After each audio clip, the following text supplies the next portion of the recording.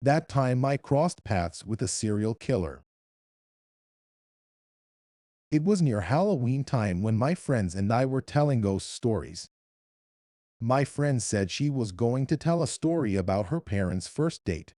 She said she didn't like telling the story, since it was actually true, but we prodded her on.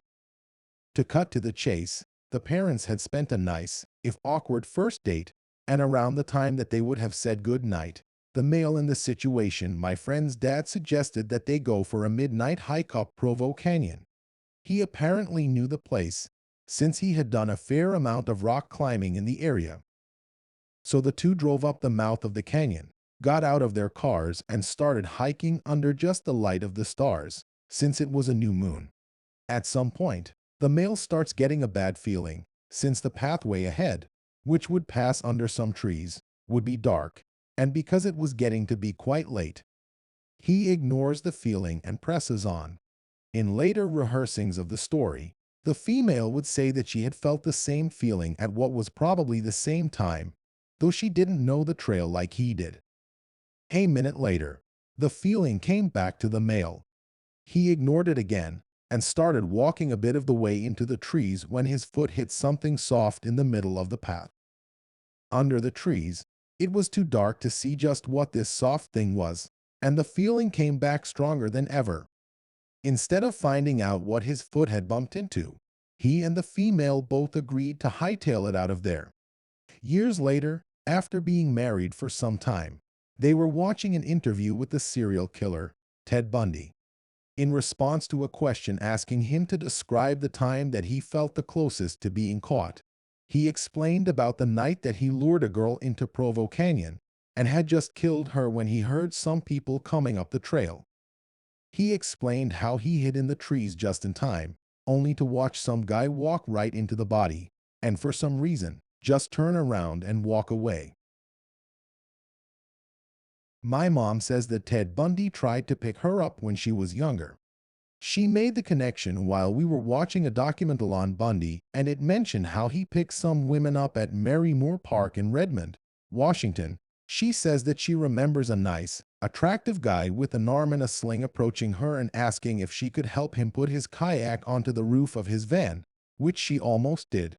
But then she got a bad vibe from him and realized that one, his van was in a really secluded part of the park, and two, why would he be kayaking if his arm was in a sling? I believe her because she was just so upset when she made the connection. She said she could never follow the trial because she found it so disturbing, which may have been from her subconsciously knowing that she had met the man on trial. My dad was on leave in the US in 1969. Him and some friends decided to spend a few days in San Francisco. As they were walking back to their digs, they were flagged down by some teenagers. The kids started telling them they'd just seen a cab driver being shot, and then a guy wiping down the cab. They'd called the police and just assumed my dad and his friends were detectives because they were dressed in smart suits.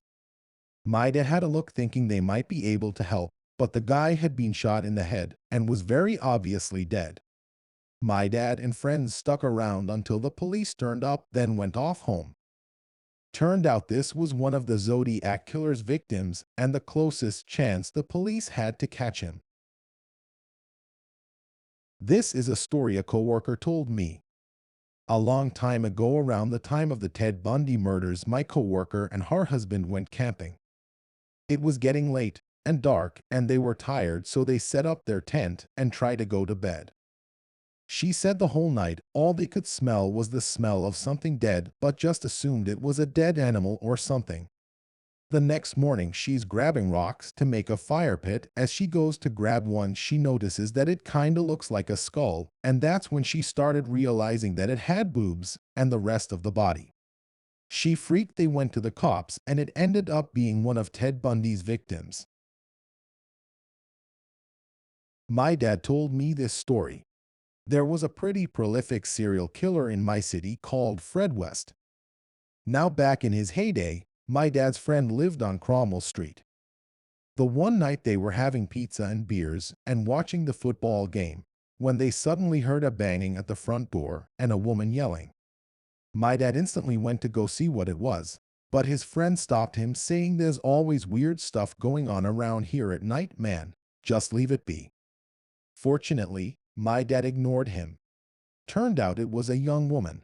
When he let her in, she asked to use the phone, and she called the police. Both my dad and his friend being half cut, they didn't really know what was going on. Years later, my dad's watching a documentary about serial killers. Fred West is included. They had a woman they interviewing. She had escaped him. Turned out it was the one he'd opened the door to at his friend's house. An old boss went to the University of Utah and was in a sorority. One day she was waiting for her date in front of her sorority house with a girlfriend who was also waiting for her date. Her girlfriend's date pulls up, but her girlfriend forgets something and runs back in the house. My former boss chatted to the man for a few minutes. She noted that he was polite and handsome. Her girlfriend comes out and they leave in his Volkswagen Beetle. My former boss gets picked up by her date a short while later, and she thinks nothing of it. The next day she sees her girlfriend and asks how the date was. The girlfriend says that they started driving in her date's Volkswagen Beetle and all of a sudden, she got a splitting headache. She thought it was really strange, but she felt nauseous. She apologized and asked him to take her home. He was a little upset, but he dropped her back off. They didn't go out again. Years pass, and my former boss is watching the news one night and sees a familiar man on the screen. It was Ted Bundy. One morning, I met up with one of my friends who we'll call Lucky at school, and she mentions that she thinks some blonde guy in a shitty white cream-colored car was following her as she walked to school. We agree the situation is weird and make plans to walk home together. Safety in numbers and all that. The next day, Lucky tells me that when she got home from school the previous afternoon, she told her mom about the car. Her mom then tells her that a blonde man came to the door around lunchtime, claiming to have lost his dog, and if Lucky's mom had seen it in the neighborhood. She politely told him she hadn't been outside that day, wished him luck, and closed the door. Sometime later, I can't remember how long, Paul Bernardo's face is plastered all over the news, and both Lucky and her mom confirmed that he was the same man that followed Lucky and lost his dog. He was fucking stalking her. My dad met Charles Manson in Yosemite. He says that's where a lot of runaways in the 60s went, so he was probably out there trying to find vulnerable people. Was walking around with a guitar. Offered to sell my dad and his buddy weed. Also told them that he sold his soul to the devil, and that any man he pointed to right then and there could be dead in a second, if my dad and his friend wanted them to be. They were a little freaked out and were quick to get out of Yosemite entirely. My dad says that they drove for a while and saw Charles at a stop sign, and it made no sense that he could have gotten there that fast, but I'm not entirely convinced that my dad wasn't just super baked.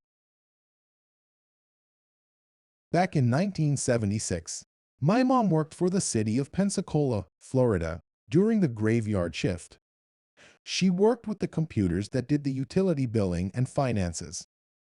One computer, which handled the utilities, was in the main city hall building, but the finance computer was in the finances office, which was in a separate building across the parking lot. She would have to cross the parking lot frequently to go from one computer to another, as networking as we know it now was just a pipe dream in those days. Nobody parked in the rear parking lot at night. She parked in the front lot. One particular night, there was a Volkswagen Beetle parked in the lot that she didn't recognize.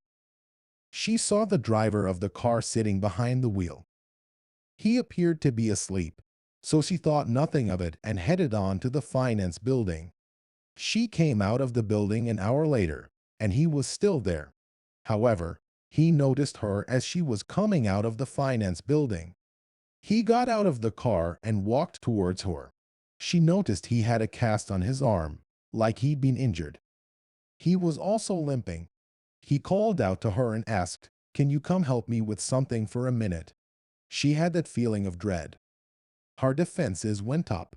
She said she had to clock back in, but would come right back out. She quickly went up the stairs to City Hall, unlocked the door, and got inside just as he had approached the bottom of the stairs. She locked the door back. When she looked out the window in the door back at him, something seemed off about him. He had this sinister glare on his face. He seemed to catch himself and reset his facial muscles into a more relaxed state and gave a big, friendly smile. He just waved at her and said, "Take your time, I'll wait." She got to a phone, called the sheriff's office, and reported a suspicious person outside of the City Hall building in the back parking lot. She asked if they could escort her to the other building and make him leave. They obliged, and within a few minutes a deputy arrived to the front door. They went out the back, and when the guy saw my mom coming out with the sheriff's deputy, he hauled ass out of there. The next day, that same Volkswagen was pulled over at a nearby popular restaurant known for their pancakes for running a stop sign. And that's how my mom got away from Ted Bundy. Thanks for watching. Keep enjoying our videos. Like and subscribe.